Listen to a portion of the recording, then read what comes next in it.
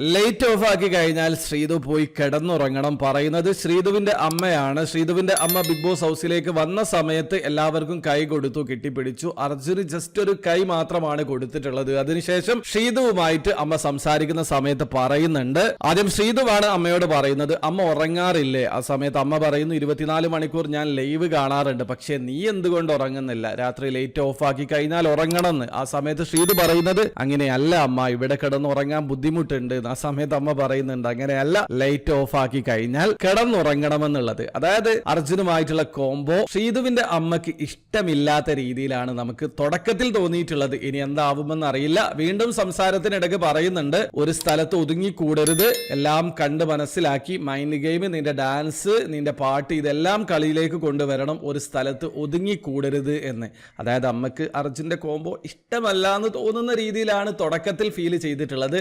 എന്താണ് നിങ്ങൾക്ക് തോന്നിയത്?